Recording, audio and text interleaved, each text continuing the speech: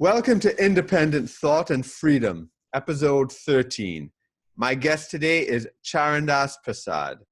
He is a politician and a living legend in Guyana, a Caribbean country in South America right next to Venezuela. He's loved by some, respected for his bravery, but hated by many others. Indeed, his life is credibly in danger. So much so that he has had to flee to Canada, where he also holds citizenship. What did Charran do to provoke this intensely divided and passionate reaction? Well, he's responsible for constitutionally bringing down the elected government by voting yes on a no-confidence motion in December 2018. This is the first time such a thing has happened in Guyana's history, and only the second time in the history of the Commonwealth Caribbean, which Guyana is considered to be a part of. Guyana has been among the poorest nations of the Western Hemisphere for much of its history, and it has had an unfortunate history of political turmoil and violence. However, over the past decade, it has experienced consistent economic growth. It now expects major oil and gas production to be started in significant quantities, and a massive new boom is expected. I'm very glad to have Mr. Charrandass Persaud on Independent Thought and Freedom. Welcome to the program. Well, thank you very much, Kirk. I'm glad to be here too. All right. So what is it like in Canada right now? Oh my God. We have about 4 feet snow on all the sides of the roads, especially in the not in the downtown area because they've cleaned that up recently. Across the entire Toronto, Markham, Brampton, and environs. Right. So very different from Guyana. Oh, shoot, yes. Guyana has an average of 85 degrees Fahrenheit. Today we have minus 20. Oh, man. Yeah, better you than me, I would say. Yes. Well, I want to set the stage for your story to talk about your historic vote of no confidence by stepping back and looking at your history, because there's so much behind it. People are looking at the present controversy surrounding it, but we need to know, we need to put it in the context of Guyana, the region, the history, because this is a historic thing that you've done. So why don't you tell me a bit about your background? Like, for instance, okay, start off with your background a bit. Well, where do you want me to start from? Childhood, boyhood? Yeah, I guess a little bit. I know you are from a big family of 14. Yes. Right. Mm-hmm. You can start off with that. We lost 4 on the way, so right now we're 10 siblings. Parents died in the year 2000, and in 2010, mom died then. So, but I was passionate about law. And having lived in Canada for a while, got married, have a son, and there's a daughter who is in Guyana. She's a medical doctor, studied in Cuba. I couldn't stay in Canada because nothing seemed challenging enough. And so I went back to Guyana, did the LLB at the University of Guyana, got admitted as one of the 25 students allocated to the Guyanese contingency in the law program at the Hugh Wooding Law School in Trinidad. What year did you return to Guyana? 1999 to be precise. Okay. Very interesting. I mean, that's interesting what you say about Toronto. I have a lot of experience in Toronto myself. I spent many years there, and I agree with you. I had to leave myself. But anyway, yeah, so that's interesting. Yeah, it wasn't so much the cold. It was a burning desire. Yeah. Law, to become a lawyer. Right. And then I wanted to dabble in the politics of Guyana, because from what I saw, years have gone by where you had a division. And I don't think many Trinidadians know this, but the PPP, as it is now, was not so before. There was no PNC. The legendary... You're talking about in the 1950s. Right, who formed the PNC was part and parcel of the PPP under Chedi Jagan. Correct. And he broke off and then formed his own party. And that by itself Yeah, and for the international viewers, the PPP is the People's Progressive Party, which was the kind of main anti-colonial independence party in Guyana. That's right. Led by the... What you're pointing to is very interesting. I just want to point out, because in Jamaica, it's the same thing. The People's National Party had the two leaders in it that eventually became kind of political enemies, Bustamante and Manley. And just like in Guyana, Burnham and Chetti were together in the same party, and they split. And both in Jamaica and Guyana, that split had a lot of violence in it. Well, the result of that split, though, and that we're feeling it even today, has caused a division between the ethnic groups. On one side, I'll have to say nicely, the Africans, and on the other side, the Indians. Yeah. That has not stopped. No matter what they say, no matter what they do, that division is still there.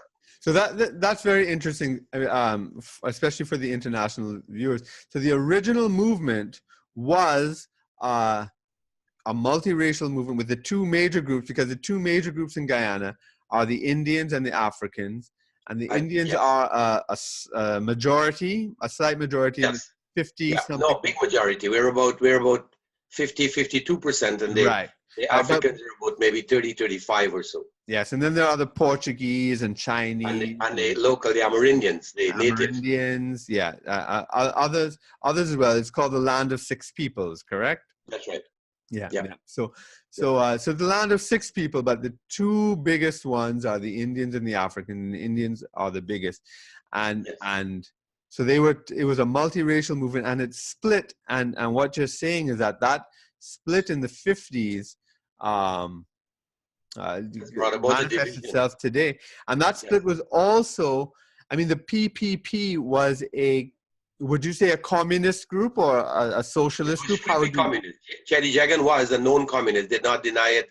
And right now you have Bara Jagdeo, who was president for 12 years, is a known socialist. Yeah. I wouldn't say communist, but pretty much 100% socialist. Yeah.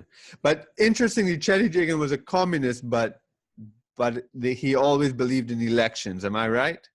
It was always fair and free election, and always timely. Right. So he wasn't necessarily a revolutionary communist, like Castro type, and overturning the democratic system. But he did want to change the economic system. But he kept elections. I'm going to dare use a Trump line. He was a democratic communist. Right. If that can, because you had to do things for the people. Yeah. And then in Guyana at that time, you had people at different levels, social, financial, economical, whatever other level you want to look at. And so they had to be accommodated. You couldn't just tell them, look, you give this man some of what you have, because that's how communism should work, Yeah. So it was fair dealing with the people. Right. And then also, I mean, one of the things too is that I just want to mention that the British, because it was a British colony at the time. It was, yes. The British and the Americans were heavily involved. And although Chetti Jagan kept winning the elections over and over, they tried many ways to prevent Jagan from becoming, what was it called? Was it called the Prime Minister at the time of Guyana? He was, yes. Yeah. So, because now it's president, but at the time, yes, it was prime minister. And they were, it's very well known. This is not a conspiracy theory. It's evidence is open. It is. And you see we call them the ABC country, British, American, or America, British, and Canada. Right. They did not want communism. And what Burnham did was play them. He was a fence sitter. And as soon as he got help with them, how he got into power was through a coalition with the TUF, the United Force Party, headed by the then Peter de Geer. Right. Who is a Portuguese? Yes, right. Mm-hmm. So once he got in, he managed to beat out, the coalition managed to beat out the PPP at that time. It was rigged election, and it is so known because Peter de Geer fell off, and Burnham was getting 2/3 majority, and over 60% and all these kind of things. How could he do that? It was only rigging. Yeah, and the British changed the system to a proportional representation system. Right, from first past the post. And which is interesting because in Trinidad, when the Indian population and the Indian the party where mainly Indians were part of, the DLP, asked for proportional representation, the British said, no, you have to have first past the post. We will never allow proportional representation at all. In Guyana, just 4 years later, they said, no, you will never have first past the post. We'll only grant you independence if you have proportional representation. And so it was. Yeah. So you see how what Trinidad has, the substantive leader is the prime minister. Yeah. And the president is call him the second man if you want, with greatest respect. In Guyana, it's the opposite. The president is the substantive leader, and the prime minister is the backup man, or the second. So that's a good background, I think, for the international viewers to understand what you were talking about, the division between the Africans and Indians, and it was related to the Cold War and communism and all that. And so you were up in Canada, you returned to, you wanted to get back into politics and around the years 2000. Mm-hmm. Yes. Well, the reason I got into the AFC, which is the Alliance for Change Party, it had the potential. In 2006, the Alliance for Change got 5 seats in Parliament. When I campaigned with the Alliance for Change in 2011, we got 7 seats.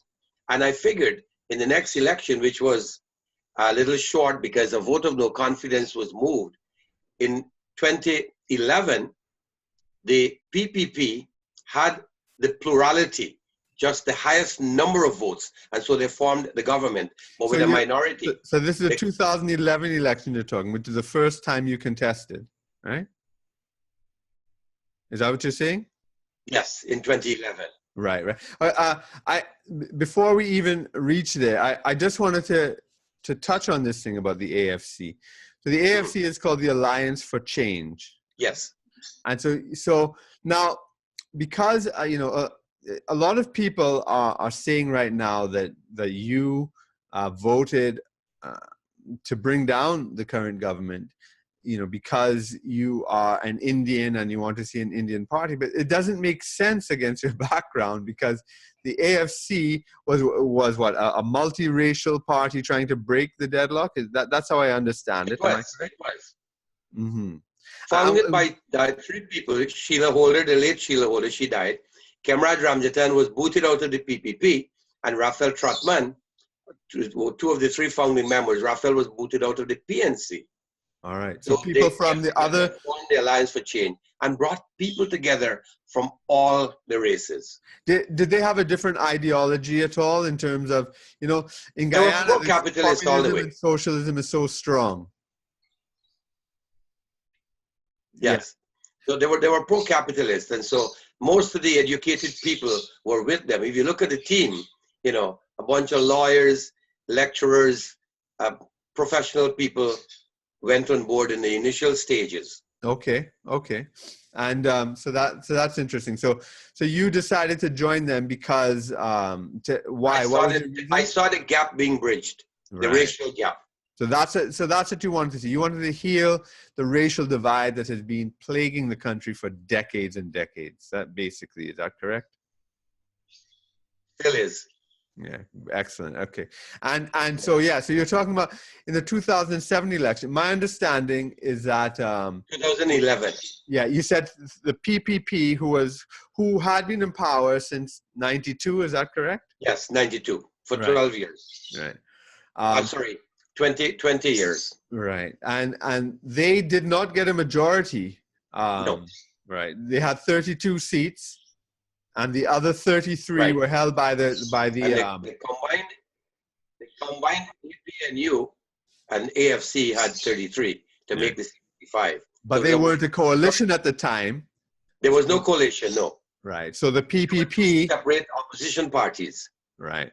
So the PPP were able to form the government because the other 2 could not get together or did not want to get. Is it you didn't want to get together, or the Constitution doesn't allow it, or what? The Constitution only allows for a coalition before election, not after. Ah, okay. And so there was an opposition group with 33 seats. The commission was the APNU, which is PNC plus the smaller parties, and AFC. And the PPP headed then by former President Donald Ramotar. Mm-hmm. He was the president for the 3 years that the minority government was running the country for the first time. Right. Okay. Right. So, so then when the 15 elections came about? 2015, yes. Right.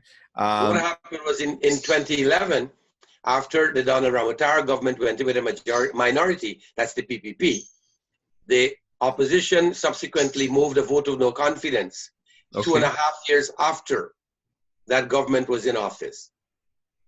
And Donald prorogued the parliament for 6 months. Uh-huh. A lot of people don't understand why. I'll tell you quickly. That was, you had to be 3 years as a member of parliament before you could get pension, before you qualify for pension. Okay. And so having a vote of no confidence against you in 2.5 years, he prorogued parliament for that another 6 months to make it 3 years, and then dissolve parliament and set election within a 90-day period. Okay, so it was early election. So it's similar in the sense that a vote of no confidence was called. It wasn't passed, but what happened was that the president just dissolved the parliament. Right. He conceded. Right. So in this case, what happened in 2018, on the 16th of November, Barra Jagdeo tabled a motion of no confidence against the government. Right. Now the difference was when it happened in when was it, 2015? 2014. 2014. So when it happened in 2014, the opposition actually had more votes in the. They had the 1-seat majority. You call it a parliament or a Congress? Yeah, parliament. So you still call it the parliament. Or National Assembly. The National Assembly. So right. So the opposition had more seats in the National Assembly. So the pure raw maths of it was that the government would lose. Definitely. Right. So what I'm just out of curiosity, why wasn't the motion of no confidence called right after the election, or because it could have, or sooner than 2.5 years. Well, what's it for? To show that you have no confidence in the government. Yeah. And so you allow the government some time to do things that you can then justify as, failures. Right. And you would say, well, because of this, I don't have any confidence in the government. We want you out. Right. So that's why they allowed him to run for 2.5 years. Right. That's an honorable way of proceeding. It was, give them a chance. It's not just pure politics. And, yes. So that's right. So now in this case with the APNU AFC combination, it was the other way around. The government now had a 1-seat majority, 33 votes, 33 seats in parliament out of 65. And the opposition, the PPP, were saddled with the 32. Right. And so when the vote of no confidence was tabled by Barra Jagdeo in November, on the 16th of November 2018, the government side, and I'm saying we because I was still a government member then, felt secured. We had the majority. Yeah. So we entertained the debate. Right. Mind you, as a backbencher, I had no part in that, but the hierarchy in the party, in the government, decided we'll take the debate. And after the debate, it came to a vote. Right. And it was the vote. Parliament works on the vote. After the debate is done, the speaker will say, we've listened to arguments on both sides. We will now put it to the vote. Those in favor of the motion say yes, because the PPP, the opposition table, they all yelled yes. Those against say no. The entire government side said no, except Charrandass at that time. Right. I quietly sat there, and in the crowd, nobody noticed anything. But the speaker decided on the sound that the noes had it. And so the motion would have been defeated at that stage. Mm-hmm. To counter that, the opposition, Jagdeo's team was allowed to call division. Right. And when you call division, it then goes to individual count. So Right. each member will be voting one after the other, as the world saw there. Now this is the accusation made against you, that Barrett Jagdeo conspired with you to bring down the government, that you were bribed or induced. This is what the Minister of National Security, or I suppose he still holds the title. He's still, for now, until March 19th. Yeah. So the Minister of National Security has publicly accused you of that, and says he's, opening investigations and whatnot. What is your response to that? Well, Kirk, I'll tell you this. What happened to these people, and I'm saying these people meaning now the government, Minister of National Security, President Granger, and the whole crowd there, they were shocked that I voted yes. Yeah. And so they jumped to the conclusion that Barrett Jagdeo paid me. I crossed the floor. I was bribed. I sold out. I betrayed. I simply exercised my conscience. And that is constitutionally allowed. Right. And I'll tell you why I'm saying this. All the 3.5 years that I sat in Parliament, I had no say in anything.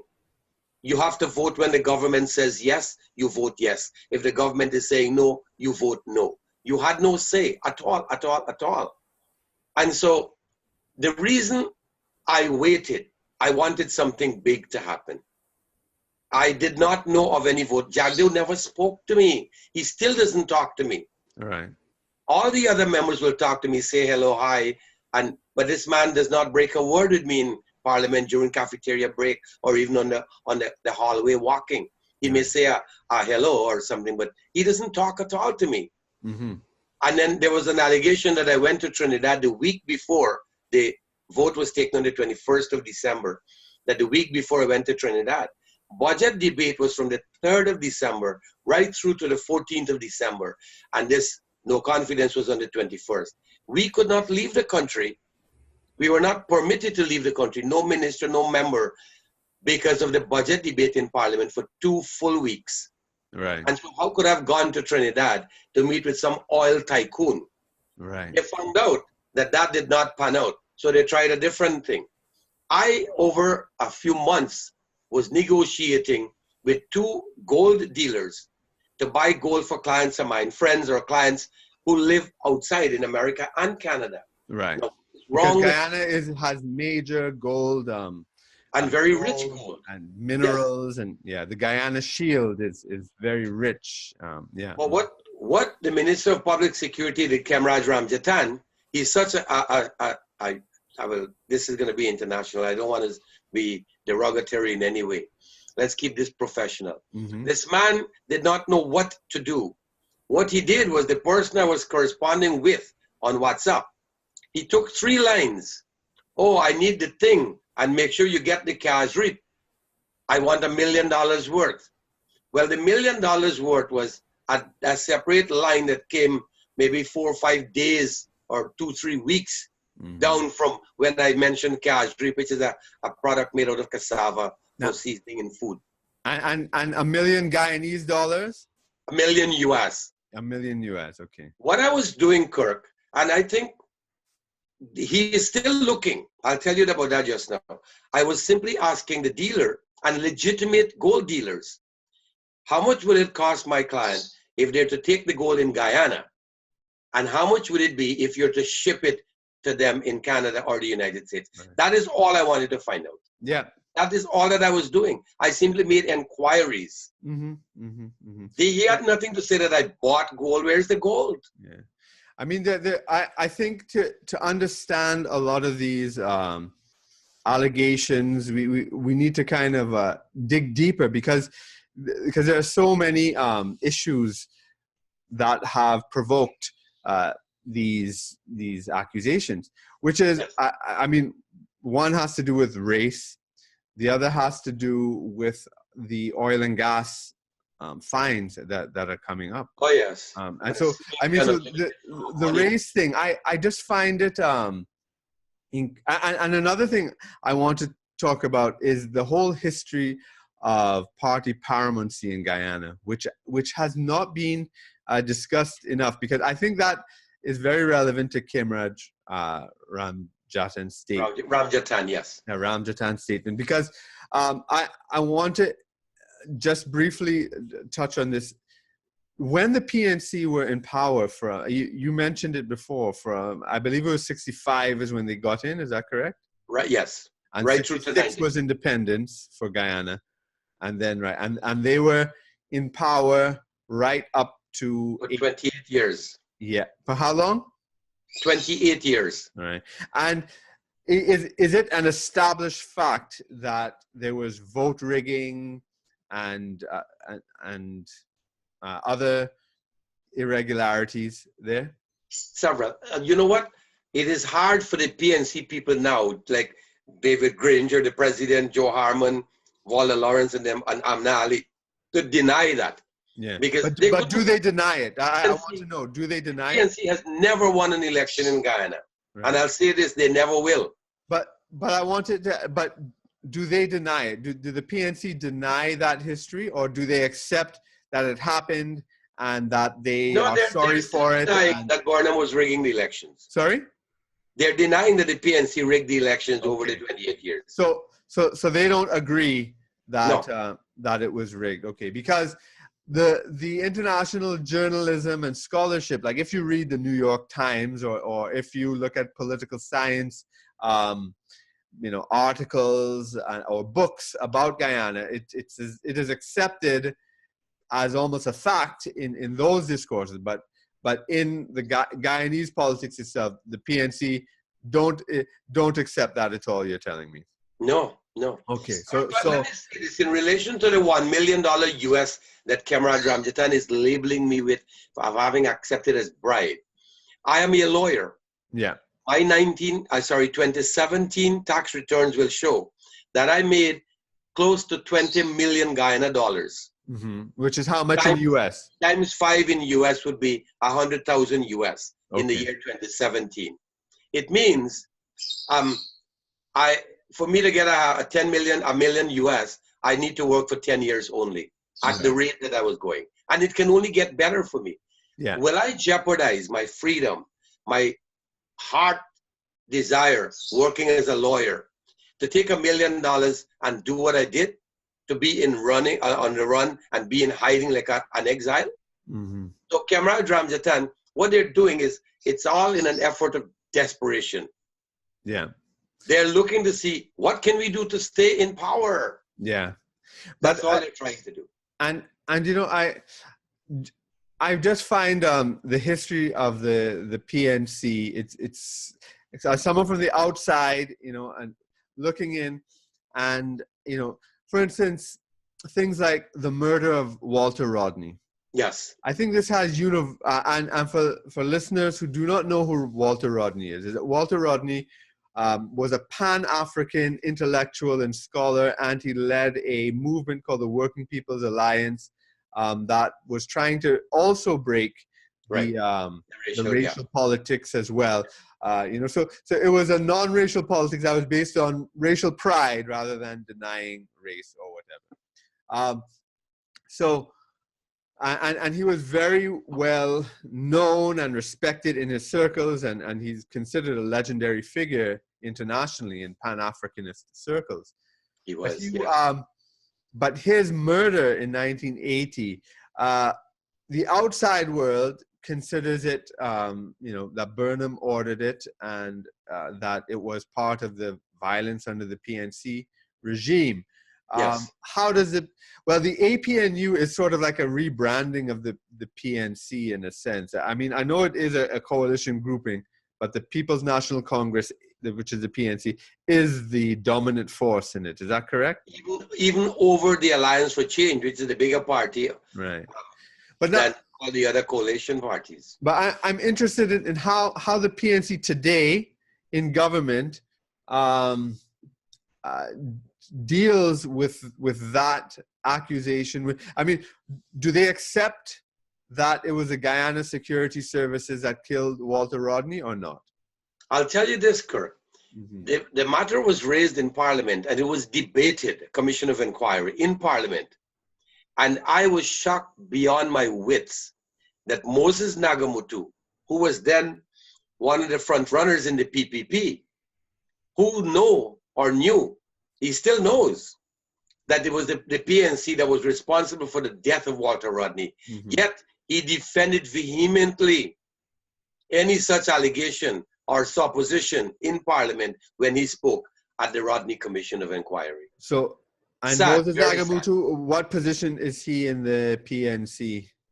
Now he's the Prime Minister. Right. So he's a Prime Minister. Prime Minister. And well, it's interesting that it's an Indo-Guyanese, an Indian in Guyana who is holding that position, and I the racial divide is not absolute. It's not 100% of Indians are with one and 100% of the Africans are with the other. There. No, that's true. Yeah, there's a fairly good mix. But what happened? Moses got that because of the Alliance for Change, the AFC joining with the APNU on the 14th of February, a Valentine's Day thing, 2015, to form the government. Now, I mean, so they deny the Walter Rodney murder. They deny Walter Rodney's killing. They deny the rigging. They deny pushing race. Now, there's another doctrine during the PNC. I mean, I've seen in Guyanese newspapers, I think it's a Guyana Chronicle, they regularly refer to that time under Forbes Burnham as a dictatorship, and they call it the PNC dictatorship, right? But the PNC would deny that it was a dictatorship. They still deny it. Right. So, all right. Because countries like the Philippines will accept that under Marcos it was a dictatorship, or Chile will accept that, under General Pinochet it was a dictatorship. But Guyana is not, the PNC is not accepting that part of their past. They're denying it, but in deep down in their heart, they will not publicly admit it because it means smearing the name of their founding member. Yeah. I see.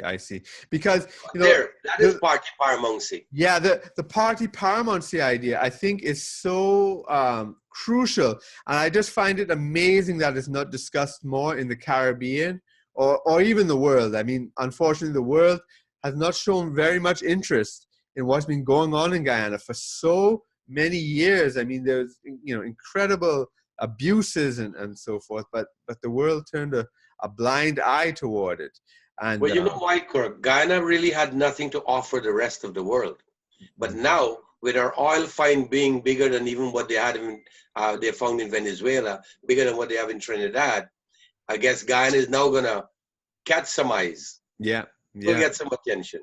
But now the doctrine of party paramountcy, it sounds to me 100% communist, like the People's Republic of China. Yes. Because what party paramountcy means is that the party is even above the country. Yeah. Well, is it true? Because there's not enough information that I've been looking for over my years and years as a political scientist. But I have read certain accounts. They mentioned it in passing that the party flag was raised over the national flag. Sorry. Or higher than the national flag. Yes, and over the National Assembly in the Parliament. Is that correct? They do it sometimes, yes. Wow. So, and do they still do that? I haven't seen it, and I can't lie on that one. I haven't seen it recently.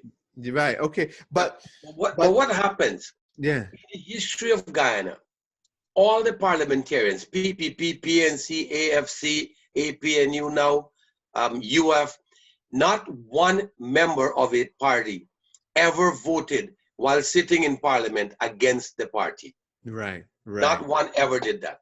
You're bound because all you have is one vote against your party, and they'll remove you. I voted Friday night on the 21st of December 2018, and Saturday I was expelled. Saturday morning, I received an email saying you're expelled from the party. Yeah, and I just want to get to some of the I want to add to the background of this, because I mean, maybe for contemporary Guyanese it's not in the foreground of the head, but I suppose for me as a as a political scientist, as someone who observes, history in that way. I mean, these things are always up at the front of my consciousness.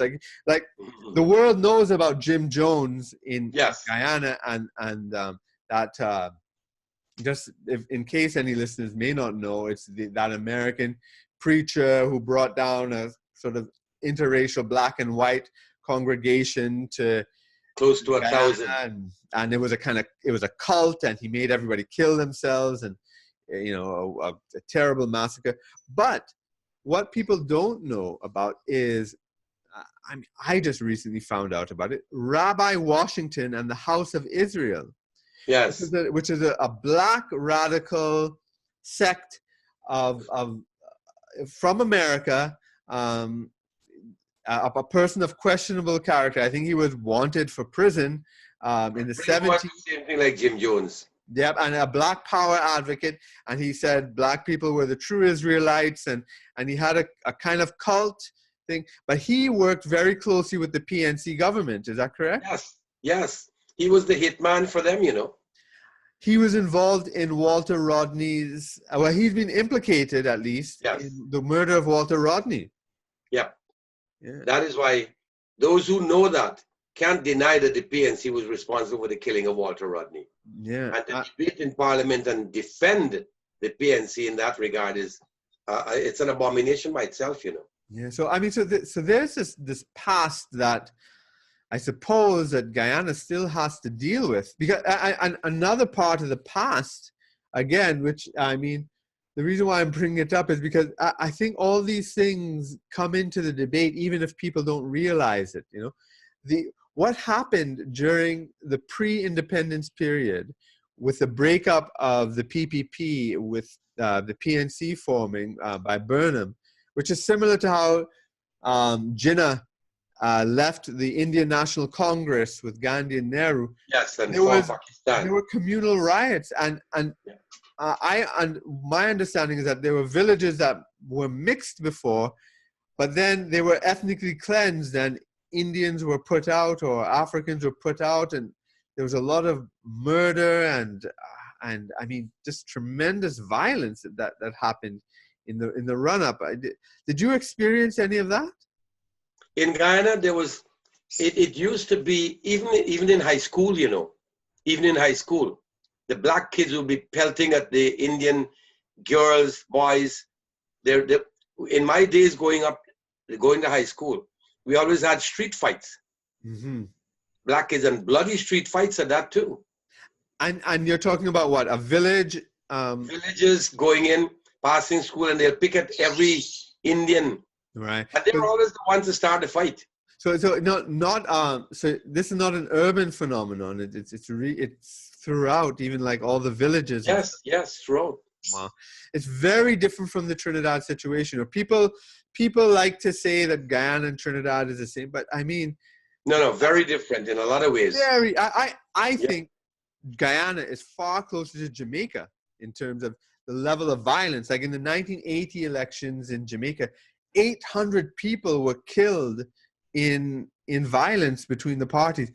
We don't have that type of tribal violence. In Jamaica, they call it tribalism, which is one, PNP and the JLP.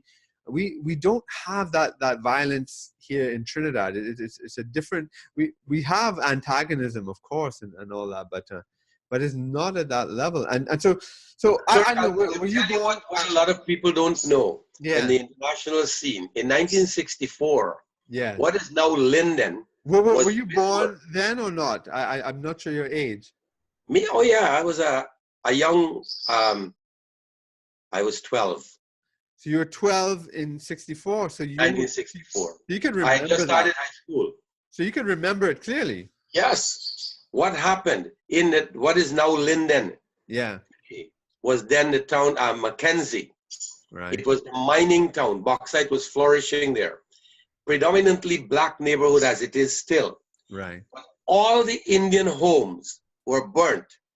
Indian women were killed. The young girls, when I say young, I mean teenage girls, had sand stuffed up them, ripped them wide open.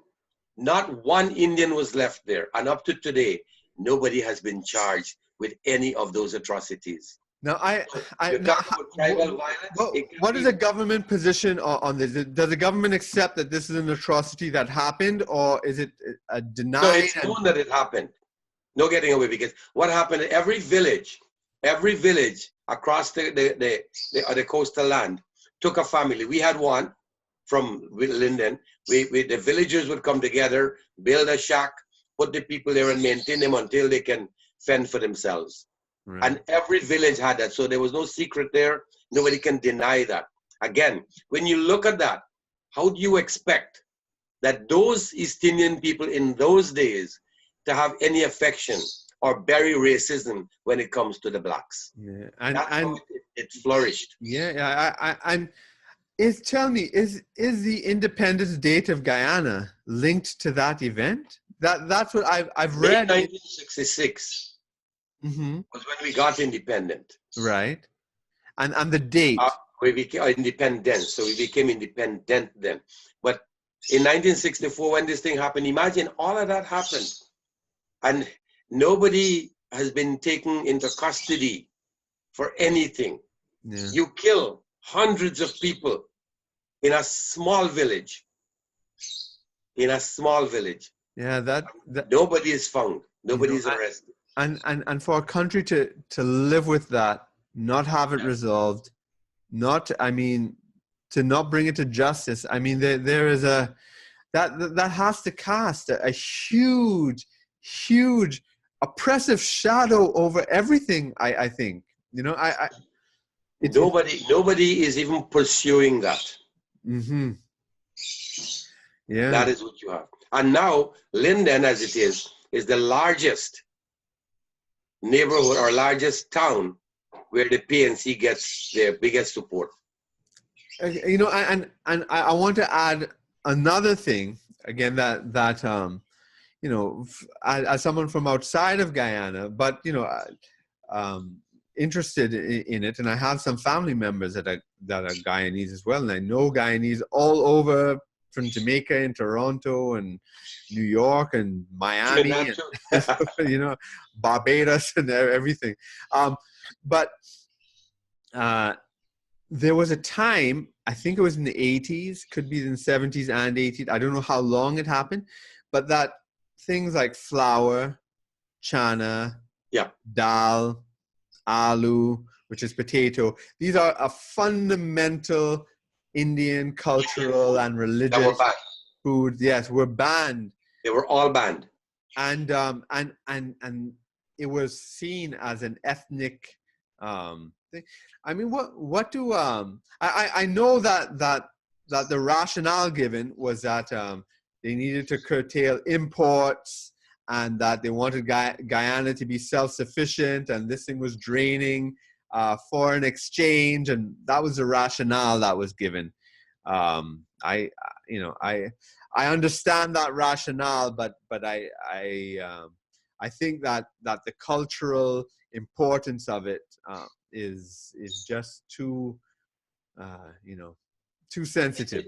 These products were banned, but that is why on the upper Currentine, which is where the Suriname border is, the people became rich over there because they used to smuggle the goods from Suriname. Yeah, the dal and the flour and the potato, and people will go out and buy. That's all. Yeah. They sold it at black market prices, but you really couldn't stop the Indians because, I mean, they have diverse ways of getting things done. Yeah.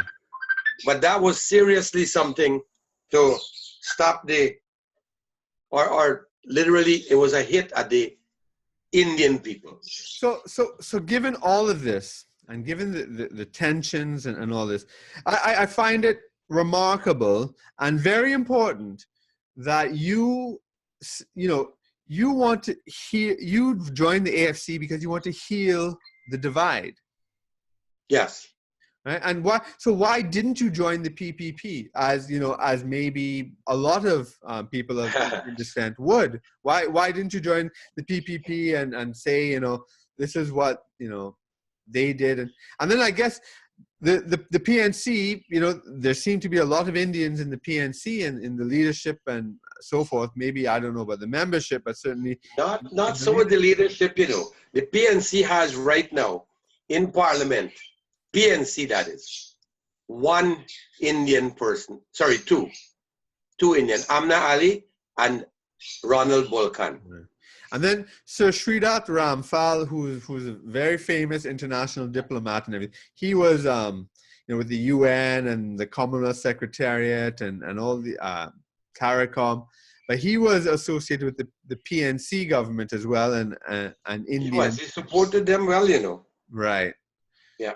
And what was his view on these issues and these things? Did he ever state anything? What? Not openly at all. He never voiced his opinion against the PNC.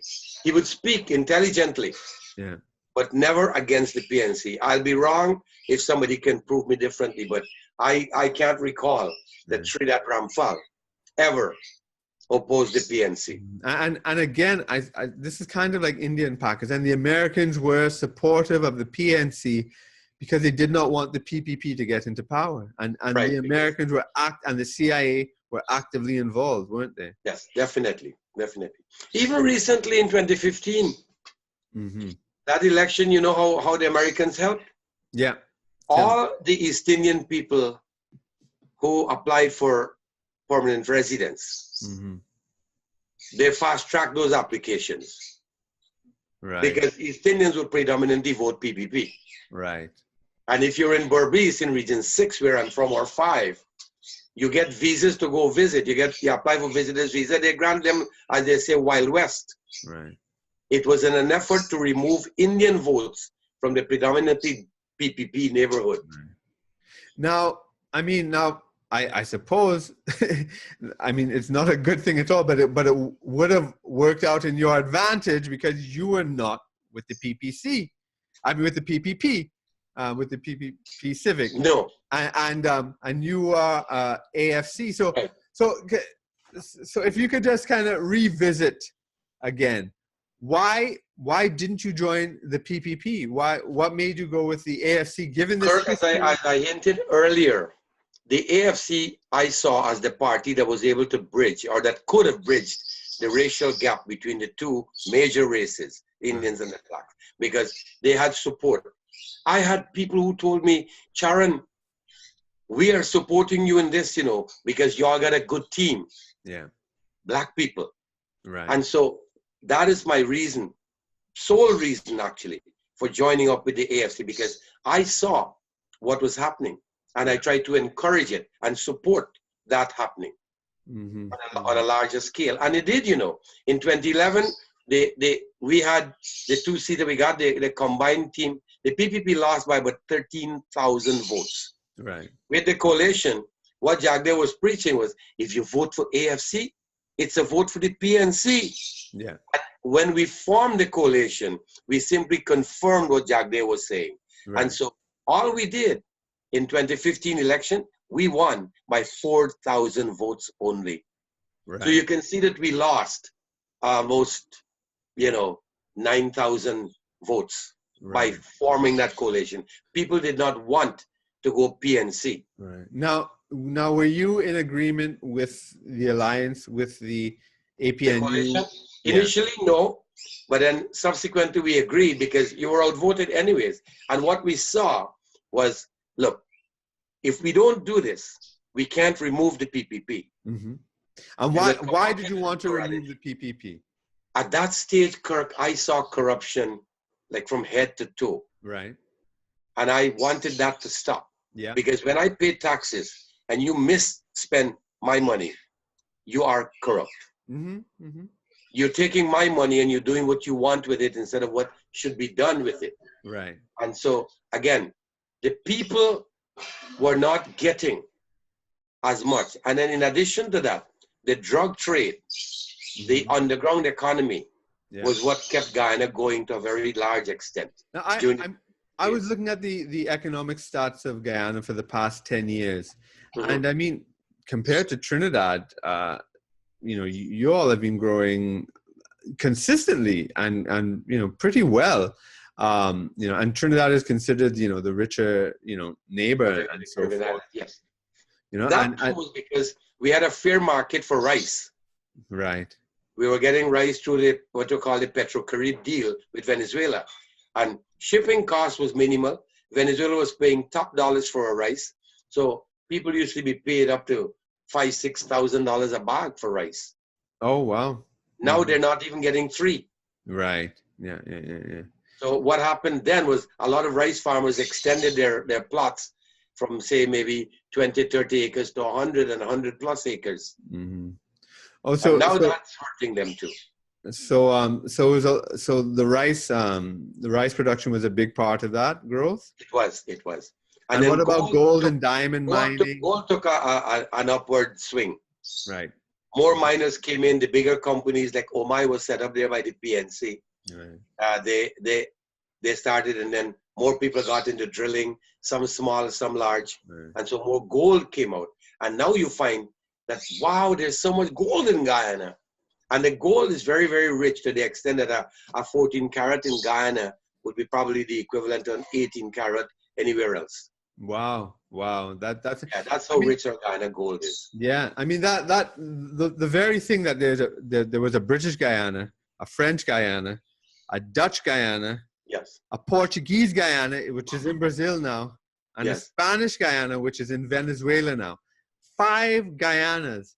I always was curious about that, and I realized it's because there's a geological formation called the Guyana Shield, which, like the Canadian Shield in Canada, which is rich in nickel and gold and whatever, all sorts of minerals, that the Guyana Shield, must be, teeming with, and as you say, the quality of the gold.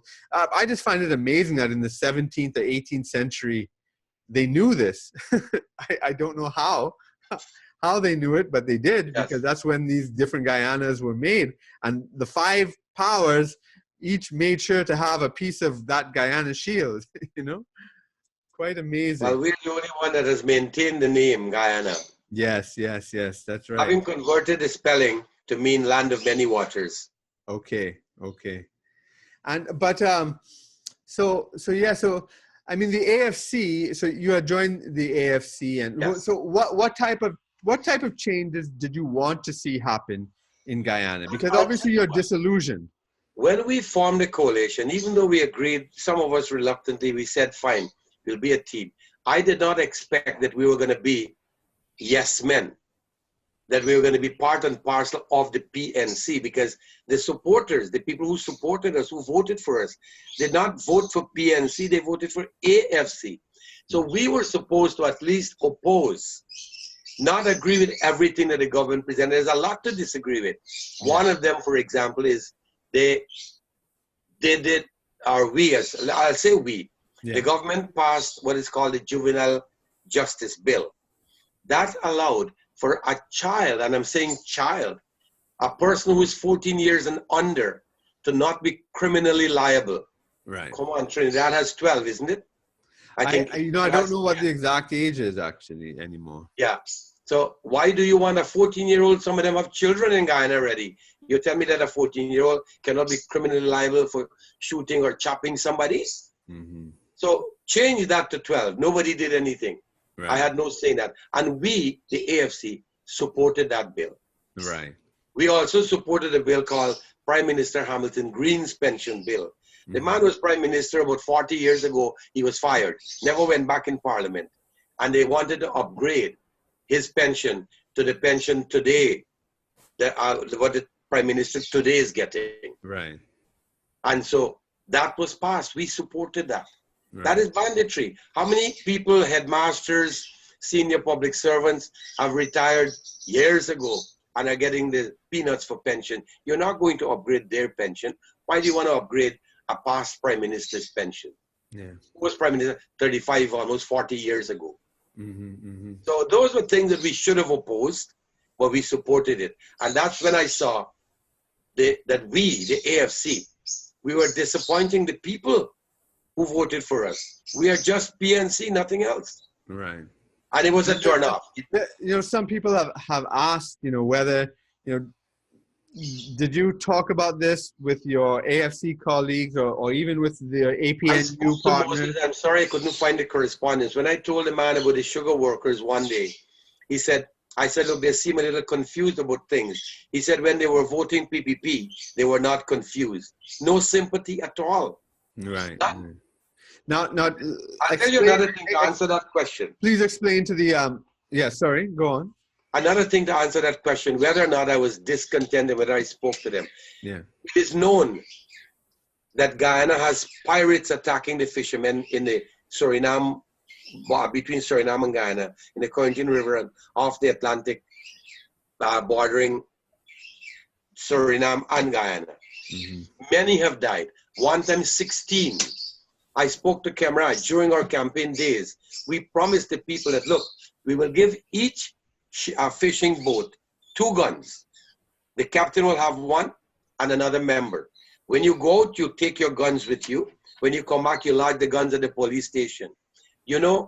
Kirk, many have died. Many of those fishermen have died at the hands of what we call pirates. Surinamese pirates? Up to today, Camraj has refused to give them 2 guns per boat. And that's Surinamese pirates? He did just recently, he's given 120-something guns to Amerindians in the interior area. And Valerie Garrido Lowe, the minister within the Ministry of Indigenous Peoples Affairs, said that the boys are so happy. Some of these boys are sleeping with the guns. Yeah. They don't need it because they're not being terrorized by people. So what's the rationale for not giving the gun to the fishermen? Oh, Camraj, his exact words. I just hate that man. The Minister of Public Security, Camraj Ramjatan, said, why are you going to give them gun for let them go drink rum and kill up themselves? Because he himself is an alcoholic. He thinks everybody's going to do the same thing he is doing. Getting drunk and misbehaving. In Trinidad, we have a problem of Venezuelan, Venezuelan Guardia Nacional and other people kidnapping fishermen for ransom or holding them. Yeah, so I mean, so that I didn't know Surinamese posed that problem for you. Well, you'll wonder, because some of the fishermen were even Guyanese who were the pirates. Right. Okay. All right. Wow. So it was a cross-border thing that affected both sides. Right. And so we did not do anything to stop it. Now, so what prompted was it a specific issue that prompted the PPP motion of no confidence where you voted against the government? Honestly, that was never discussed with me. Mm-hmm. But when you listen to the debate, they spoke of all kinds of things. Okay. Why I supported it might be a more relevant question than one that I can answer. Yeah. When the no confidence motion was tabled, I sat there, I thought about it because it was a week after the budget debate. And I was wondering what to do. Because I knew that if I voted in favor of the no confidence motion, the government would collapse, but I may not live to see the next day, or I may not live out the night. And so I had to toss that up. What made you feel that you would not live out the night? It's the nature of the beast. Mm-hmm. I know these people. And even then, I'll tell you this quickly. People saw Camraj Ramjatan, the Minister of Public Security, come up to speak to me after the vote was done, Parliament was dissolved adjourned for the next hearing. I was coming out. He came to me and he said, Charran, you can't go there. It's dangerous. Charran, your life is in danger. I can have my security take you to your car. Now, even he knew that.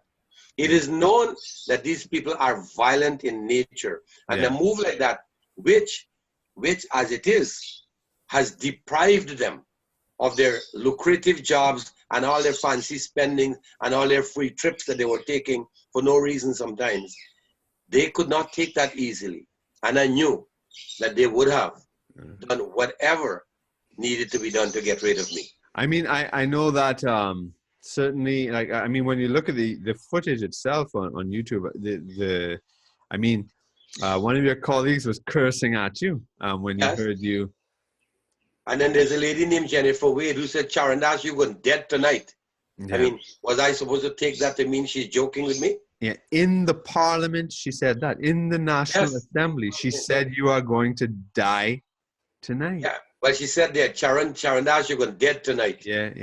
I mean, that is, I mean, and, the speaker did not rebuke her. I mean, you understand? Nobody rebuked anybody. The world saw this boy turn around. What? Yeah. A quick right on my left side. That's right. He hit you. He hit you in the parliament.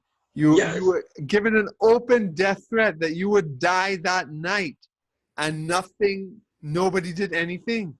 What was sad about that, Minister Carl Greenidge, who's the Minister of, he's the Minister of Foreign Affairs. Mm-hmm. He said, when he went to the Canadian High Commissioner, accused the Canadian of colluding with Charrandass to overthrow the Guyana government, he said he did not know that Charrandass was threatened. He did not hear any threat. Imagine a sick liar like that to defend his people. And from what I understand, going into the debate, they had organized, I don't know, like some sort of crowds to protest or to make noise at the members going in. Spoke to me at a Christmas party that his wife was hosting for children in Berbice. He said, look, arrange with your people, bring down 2 or 3 busloads. We will pay for them. Let them come there. We want them to shout and embarrass Jack Dale. That was Moses Nagamutu, the Prime Minister, telling me this. Right. And so the people who were there, they gathered. It was, frankly, not the crowd they expected. There were not more than probably 100 people there. Oh, okay. And they were expecting a massive turnout. Okay. So it wasn't a massive crowd then? No, it wasn't. It wasn't at all. We can't deny that. Right. So they didn't get the support they needed. But you know what, though? What I saw when I came out after this thing, because it took a while for us to get out of Parliament after the count and then everything else, and then the interview. That crowd that was just about 100 people quickly reached 300 plus, I'd say. Right. After the vote. Quite a crowd there. And you could hear them shouting when I was coming out. So that's why we took the side entrance down the back of Parliament and out through the back gate. So now you said, so when the vote happened, was the bill read before, or it was that day, the reading and the vote and everything happened? It was tabled on the 16th, and constitutionally you have to wait 12 days before it can be debated in Parliament. Correct. And so during that time, we had the budget debate going on, and they set it for the week after the budget debate. And so had you read it before? From 2 o'clock in the afternoon. So had you read the motion of no confidence? And no, I wasn't part of the debating team on the government side, even though I'd asked to be given. Well, I mentioned that I could take it on. Right. But now, I was not given. Well, I want to understand this. So you said you mentioned you could take it on. Would you have defended the government, or would you have attacked the government? At that stage, yes, I was prepared to. You were prepared to. So when did you change your mind? During that debate, a lot happened. So during the debate itself, you changed. Yes, on the day of the 21st, I decided even then that I may consider this, but to myself. And one friend only. Right. Not even my closest relative. And I said, if I go this way, I will need help. And so I'll need you to help me get out. And that's how that came out. Is that Peter Ramsarup? Peter Ramsarup, yes. A businessman? Peter Ramsarup. Businessman, former Army, RAF. Okay. Now, so in other words, when you went into the debate, you were all prepared to defend the government, and when the crowds were there, well, I mean, 100 people. Before the actual day itself, yeah, I was hoping I'd be given a chance to defend this, right? Because that's so much I could have run with. Yeah, but that didn't happen. And then while you're listening to them, these people are not debating to show confidence in the government. Yes, they were ridiculing, mudslinging, character assassinating. So So in other words, it was the government's argument that turned you off rather than the opposition's That argument that definitely pushed me on that side. okay. Definitely. All Joe right. Harmon, Minister of State, was stopped by the Speaker. He mentioned that Jack Deere, how can he talk about confidence? He lied to the world. He said he was married to the woman. He never married her. The Speaker had to stop him. Yeah. Speak about your government. Show what good the government has done to have people have confidence in the government. Do not go and get personal and be vindictive. Right. So Joe Harmon was detracted from that by the Speaker. Imagine, that's how you debate. Some of them are so dunce. It's sad that I sat with them on their side for 3.5 years. So what was the spark, you would say, during that debate that said, okay, listen, I'm going to have to take this vote? What was it? You know, Kirk, it's the accumulated effect of all that happened. But what was the straw that broke the camel's back? What was that one straw? The one that had me literally hanging on to the day itself was when Valda Lawrence, the Minister of Public Security, said that I am PNC. My friends are PNC, and I will only give work to PNC. Right. Party paramountcy. That is racism at its best. Yeah. And we're sitting there as AFC, part of the same team that she is part of. And she spoke that way, literally pissing on all of us. Yeah. And nobody wanted to say anything. I have Raphael Trotman's letter where he defended Valda's statement that she was emotional because of the defeat that they took in the local government election. Right. And so those things added up. In addition, the worst ever was overtime when they laid off almost 7,000 sugar workers. Right. You put people in the breadline, have them not be able to support their children. And we are not like Canada and Guyana, you know, or America. You don't have unemployment benefit. If you're not working, you starve. Mm-hmm. Yeah. And so they did that to cane cutters, and nobody wanted to offer these people any kind of help or even sympathy. And what was the reason for laying off 7,000 workers? No reason. They closed the sugar estimate. They said the sugar was not making money. Right. It's because their economic policy was nowhere near where it should be, and they're just dunce. Yeah. If you put in $6 billion in sugar, you keep 7,000 people employed. When they receive their salaries, they pay taxes. Their children will have money, their wives will have money, or their family will have money to buy car, buy books, buy clothes. You collect VAT from all of that. At the end of the day, when all of this is done, you will have collected from the $6 billion that you put to keep the industry going, at least half of it back, you know. Yeah, and you're earning foreign exchange, which is very and in Guyana. All these people happy. Yeah. And not only that, I mean, one of the amazing things about the Guyana brand in that sense is that brown sugar itself is called Demerara sugar.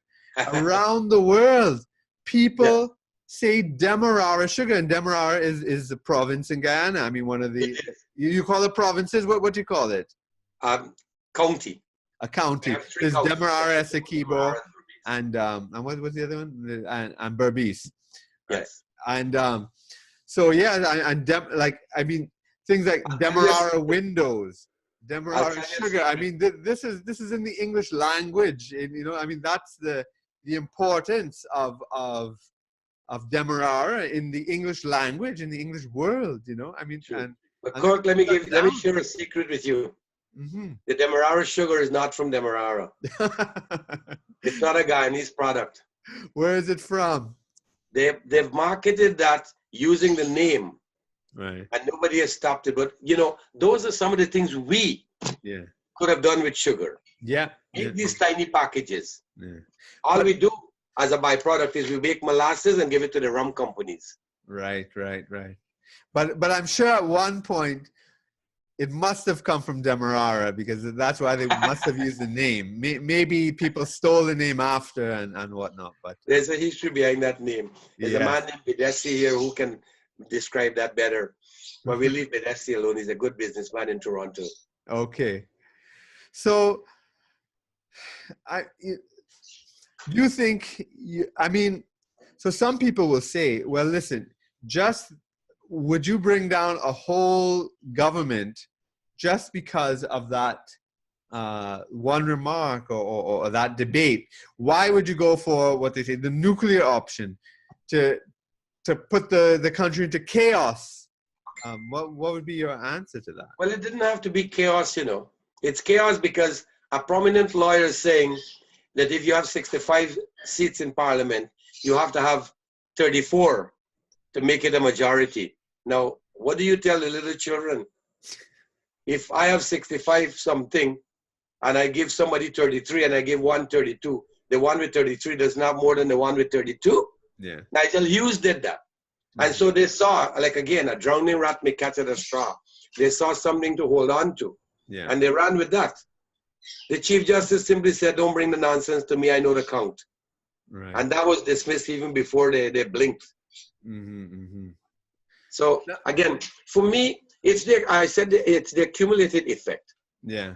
All these things that happen over time. And then they were not creating jobs. The PNC, the present government, AFC, or APNU, AFC combined, the coalition, did not create one job even for people.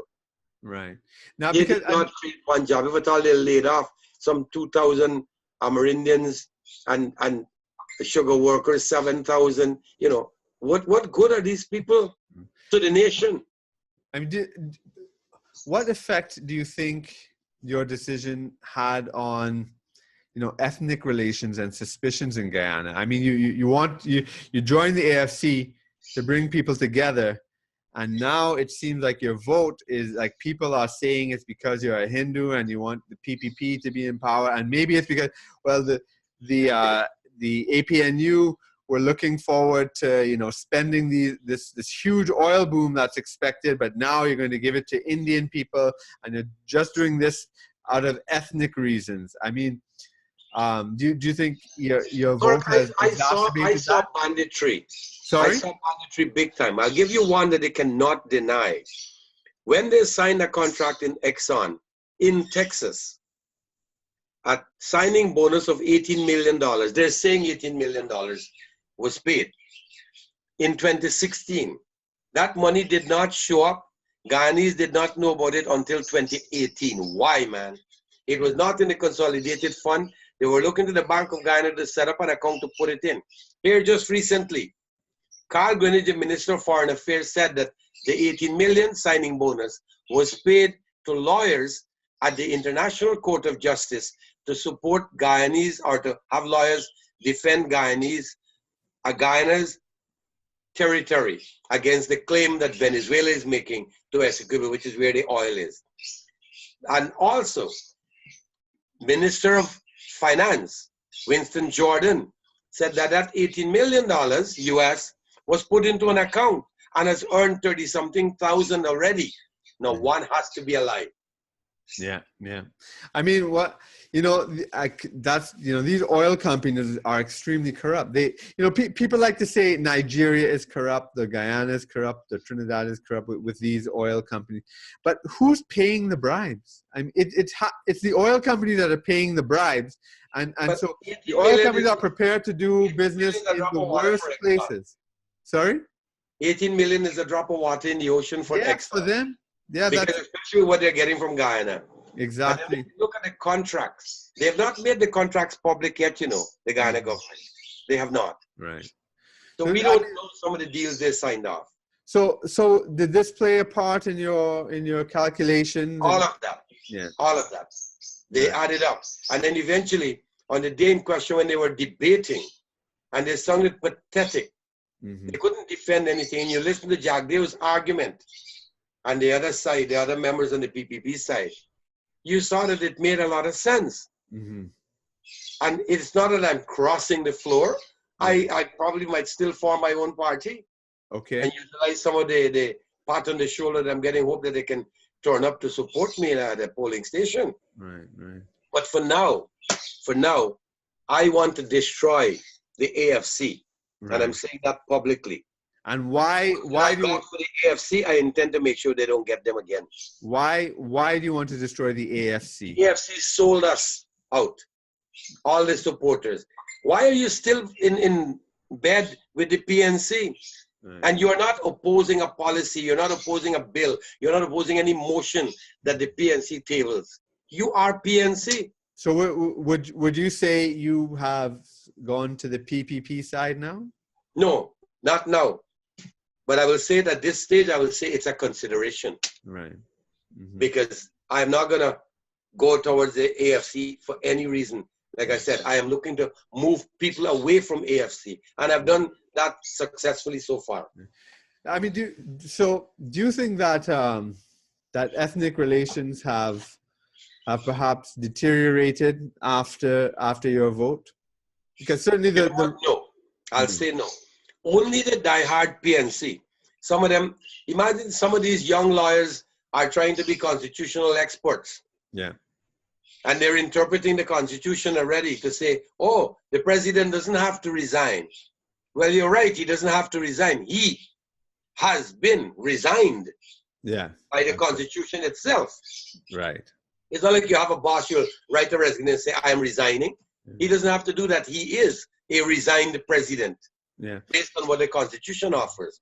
You know, I mean, this is a very important issue in terms of ethnic relations, politics, and because a lot of times some people will feel that you know, in order to pursue harmony, you should just go along in order not to stir up any sort of resentments. But you know, and so therefore they might overlook wrongdoing, or they might overlook things they disagree with or things they don't support because they said, oh, you know, then it would look like, okay, if you're a Hindu, if you're Indian, well, it would look like I'm being racial by supporting the PPP. And so that would prevent people who maybe want to show that they're not being racial or racist or whatever, not to do it. But I think that's a total dead end, and it is not healthy at all. It just allows the politics, you know, the corrupt politics to continue. And so a lot of times, you know, you'd be now criticized just because you're an Indian and you've supported other Indians. They think that's the only reason, as if you don't have a mind to say, listen, I agree, not because they are Indian, but because of, you know, because of particular issues. What do you say to that? Well, Kirk, a lot I have received from several people, well, many people, several hundreds of people, and a lot of them are black people, saying that you did well.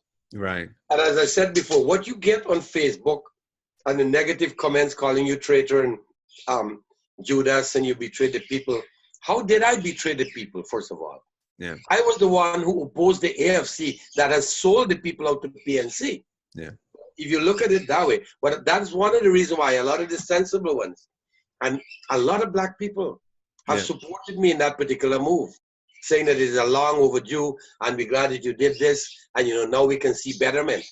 I find it very curious that the government has made an argument that what you've done is undemocratic, because they are of the view, I suppose, that you have to vote always with the coalition, and that somehow by you not voting with the coalition, you are betraying your democratic mandate. Well, what's your answer to that? They're seeing it as treason, as a plot to overthrow the government.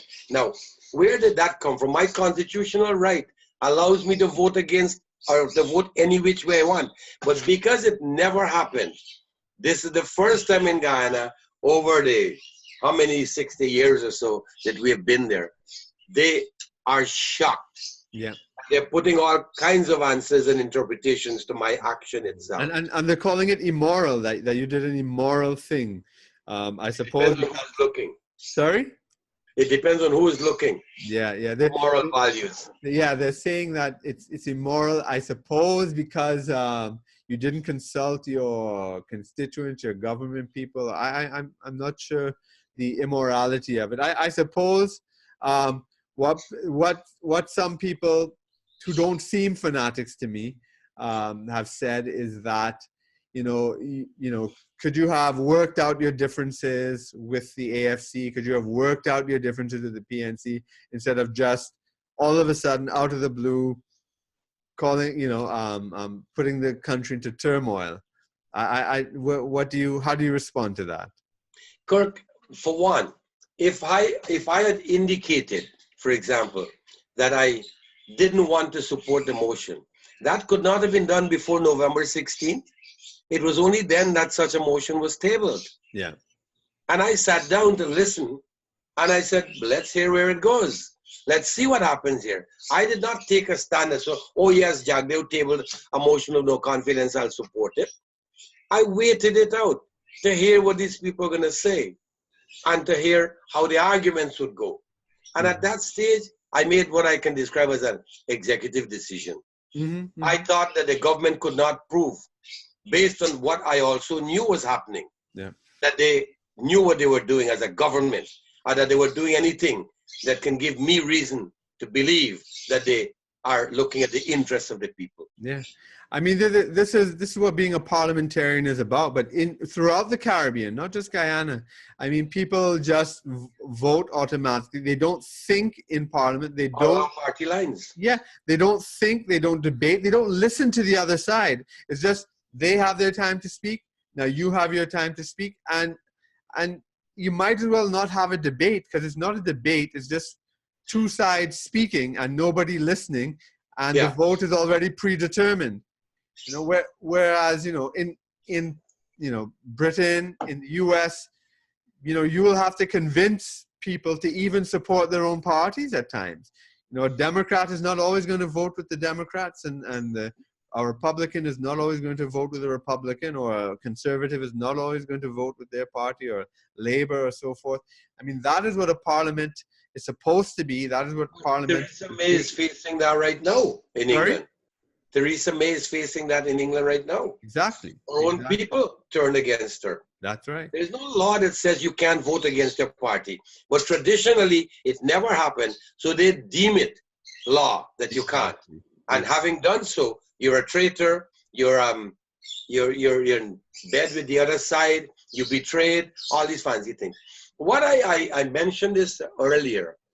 One of the members in the House of Commons in England, a lady named Jessica Levy, brilliant woman. She wrote a few books, and in one of them she mentioned, when it comes to a vote on any bill, any motion in Parliament, do you vote along party lines or do you vote along your conscience, according to your conscience? And if you say party lines, you're out of there the next day. So you vote, if you say your conscience, you're out of there the next day. You have to vote along party lines. Right. And it has never happened differently in Guyana. Yeah. In England, it has happened in 1979. The Harry Callaghan government was removed by a vote of no confidence. Yeah. Then when the Iron Lady took office, Margaret Thatcher became Prime Minister of England. And then she herself was overthrown by her party. And then, that's right. Yeah. So, especially the conservative side, that sort of overthrowing the leader happens all the time in UK politics. I'll tell them again, nobody paid me any money, and right now I'm wondering what is happening to my job, my business in Guyana. I still keep the office running. That again was another thing they said, that I sold my office, I sold my vehicle. I am now negotiating to sell the vehicle and sell a piece of land because I need money. Yeah. But all these things that they jumped at quickly, the world will find out in not too long from now how I deal with matters like that. Right. Comrade Ramjatan, the Minister of Public Security, was served with a notice to apologize to me for slandering. If he doesn't apologize, and the 7 days will be up in, I think, this week, we are filing a summons to take him to the High Court for slander. Yeah. And that will be made very public. Personally, this must, have a real toll on you, on your family. It is. Your business, your livelihood. I mean, and you're fearing for your life. Even my son, who's here with two sons, my two grandsons, he's saying, Dad, I'm afraid to put your picture with the boys because people may want to come after the boys. Yeah. Little babies. Yeah. So even that you have to take seriously. Yeah. And who is doing that? Comrade Ramjatan, the likes of Moses Nagamutu and Nigel Hughes. Basil Williams, the Attorney General. Right. Can you imagine what Basil Williams is now saying? That the Constitution is unconstitutional, to say that the President and Cabinet must resign. And he's asking when? Yeah. The Joker. Even the world is laughing at him. When do they resign? Once the vote is passed. Yeah. Article 106.6 says, the president and cabinet must resign. Marcel Williams does not know the difference between president and cabinet and the government. They're not one and same. That's right. That's common in Trinidad. That's common in the people don't know the difference between the party, the government, you know, the prime minister, the political leader. It's, you know, party paramountcy was an official policy in Guyana, but it's basically operated everywhere in the Caribbean. People think that once your party's in government, you could do whatever you want and treat the state as if it's your personal property. You see, Kirk, in Ghana, we have ministers who are junior ministers. Jaipal Sharma, Junior Minister of Finance. Valerie Garrido Lowe, Minister within the Ministry of Indigenous Peoples Affairs. Annette Ferguson, Minister within the Ministry of Public Infrastructure. Karen Cummings, Dr. Karen Cummings, Minister within the Ministry of Public Health. And she's a medical doctor. She's under this stupid woman named Valda Lawrence, who is the Minister of Public Health. Mm-hmm. Now, these are all junior ministers, but they're not cabinet members. They do not sit in cabinet. Yeah. So they're government ministers who do not sit in cabinet. So when president and cabinet must resign, Article 106.7 says the government will be run or will remain to run the country. And that will still be the senior ministers and the other ministers. The function of the president would have been eliminated right away. There's a difference between the state within 90 days and a new president is sworn in. Exactly. Just like in Trinidad when we had an 1818 tie and we didn't have a prime minister for a while, and you know, but the ministries ran without having ministers in place and right for a while. It's like a caretaker government to say, you know. That's right. The state is different from the government. Definitely. You know, Marcel Williams didn't know that. And exactly, and the doctrine of political paramountcy in Guyana, you know, meant that the state was the party, you know, but this is the unofficial thinking throughout the Caribbean. It's every people believe that the party, that the you know, like in Trinidad, the PNM could control the police, you know, the party could, but that's not what it's supposed to be. The state, which is above. It's supposed to be above everything, but the flag in Guyana flew above state. Yeah, public infrastructure, public security minister Ramjatan is doing the same thing. Yeah. As this guy, Peter Ramsarup, as we speak right now, he's sitting in CID office to answer questions on why he helped me. He plotted to overthrow the government with me. Those are some of the questions they're asking this man. Yes. He's a professional, he's a doctor, he's a businessman. Yeah. They're clearly using the state for partisan purposes. Shamraj is going after a personal vendetta using the apparatus of the state. Police, the immigration units, you know. Do you think Guyana can rise out of, you know, the racial and partisan politics? I don't see it happening in my lifetime, assuming I have another 15 years to go. Yeah. It's a real tragedy, you know. And how do you see, you know, your personal future? You said you want to start a new party, so you don't really want to join the PPP. You want to start a new party. One of the questions that I had to answer was, how do you see yourself in the future? I don't know. Honestly, I can't say anything. Yeah. Because right now, if I go back to Guyana, I'll tell you what they're going to do. I have received instructions from a friend who's a senior superintendent that they have been advised to arrest me as soon as I enter Guyana for questioning. Right. You know how their questioning works? You have to answer the question they ask, and you have to give them the answer they want, or they'll beat the shit out of you. Yeah. The next thing you know, in the morning paper, you will see, oh, Charrandass Persaud attempted to escape, and the police shot him. Yeah. Or Charrandass Persaud may have been frustrated and was found hanging in the lockups. Yeah. And they will orchestrate that. And the law said they can hold you for questioning for 72 hours. Wow. Yeah, that for now, I mean, my law practice is there. I could probably ask somebody to employ me in Trinidad because I am a licensed lawyer in Trinidad also. What you know, to endure something like this, to face this, to speak about it, requires, you know, a personal and inner strength. what do you draw upon, you know, to give you that that strength to face Kirk, I it? hope people can pay attention to this very seriously, even though I'm going to say it as a Hindu. Yes. In the Bhagavad Gita, if you read it, there's a line no one should ever forget. Action thy duty, reward not thy concern. Yeah. I did that knowing that I'd be out of a job or that I'd have to be running, but I didn't think that it was going to last this long. 90 days, 3 months, I figure I'll survive. And then, you know, once the government changes, and it will change, I'll go back to my job. Or I was going to consider forming a party to take the AFC votes, not to be president, prime minister, not even a minister, still practice law, but sit in parliament with 3 or 4 seats and control the 2 big boys. Yeah. Be the pound weight on the scale. That's what I wanted. And that would have been the ideal thing. Mm-hmm. And one of the things I was going to tell them, look, start a program at the University of Guyana in oil and gas engineering, something. Yeah. 3.5 years have gone by. And they knew, they signed contracts, and they don't have a program, Kirk, to educate the youngsters in Guyana on how to deal with oil. So all the youngsters can do is mop up the floor when oil spills. Yeah, that's sad. Sad, very sad. I mean, in sum, what would you say is the main message that you want to get out to the world?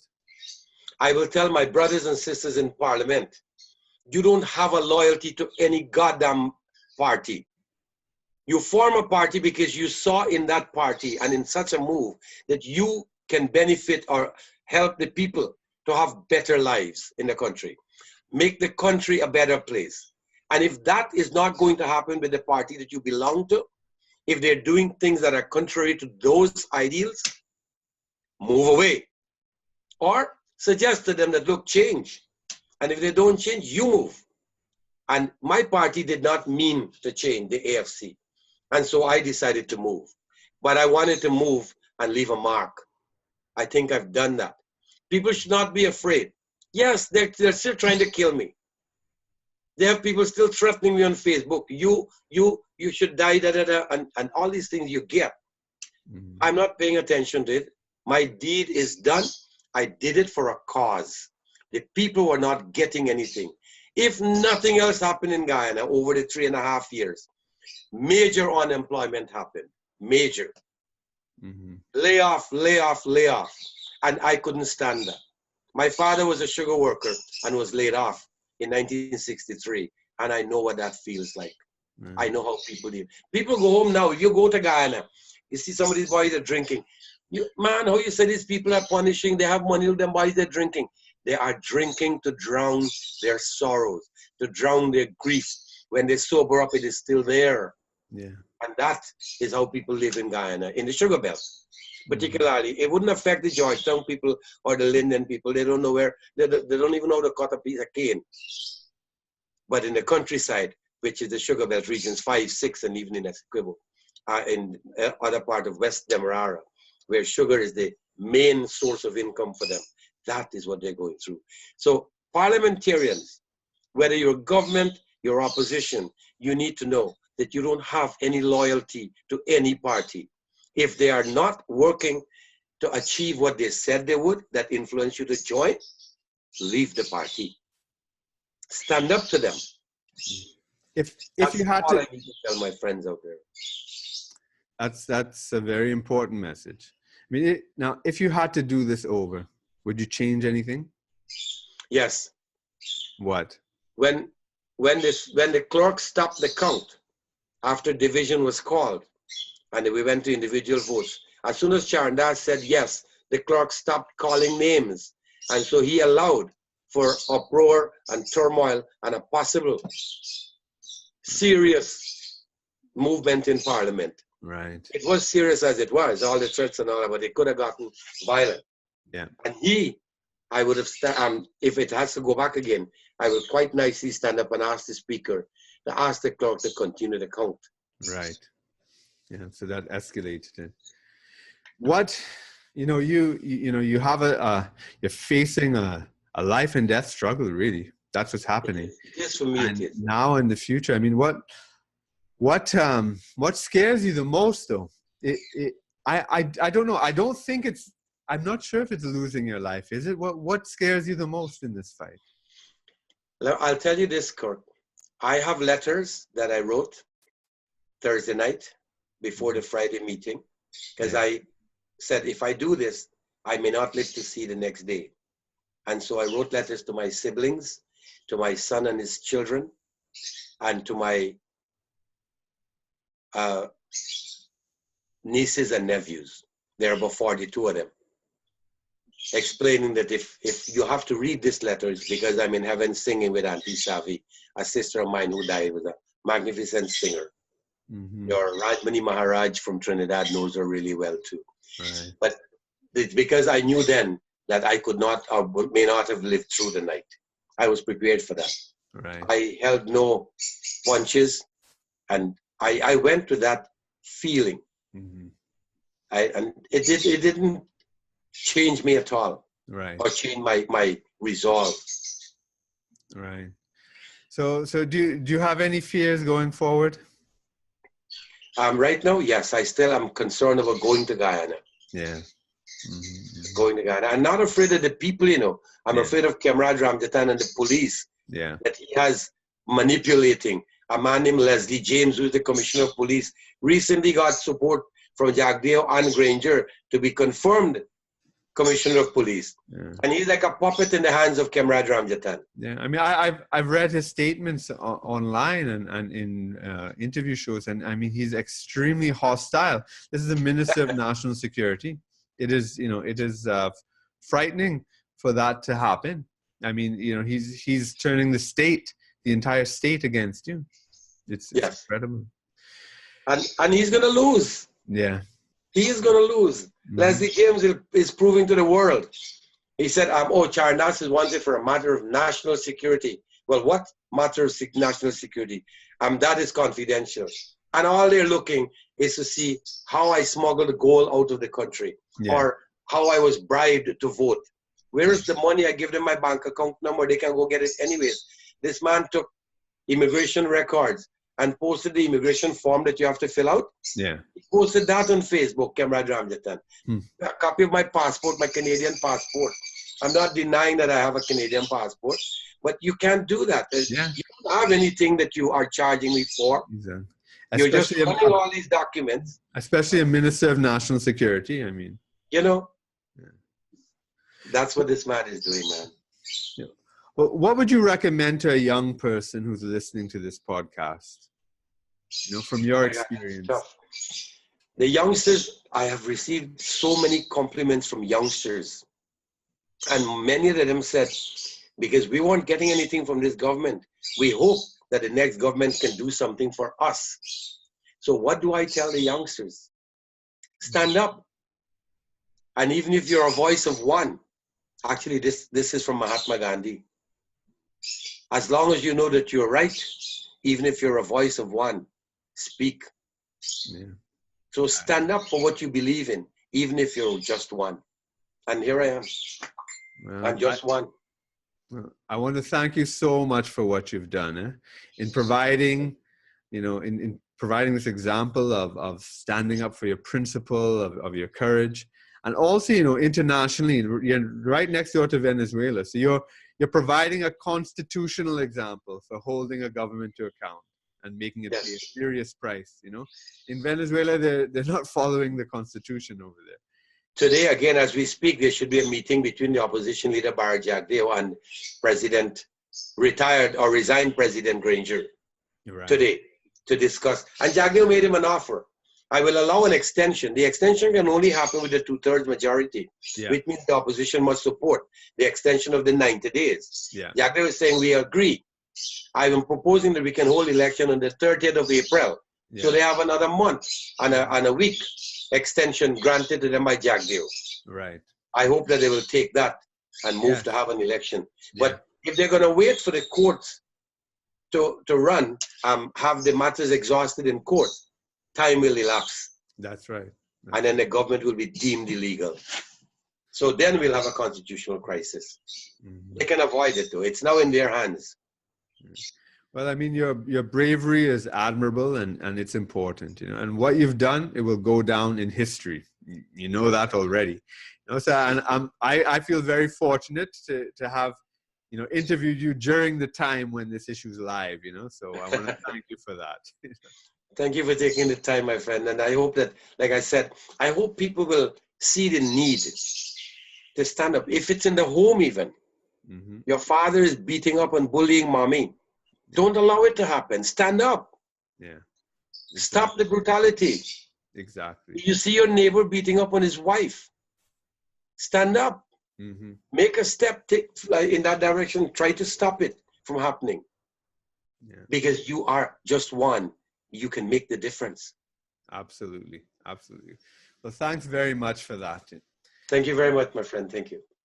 That's all for Independent Thought and Freedom this week. Please join us again next week. And in the meanwhile, make sure you subscribe, leave me a rating, and like and share this podcast widely with your friends. Thanks, and bye for now.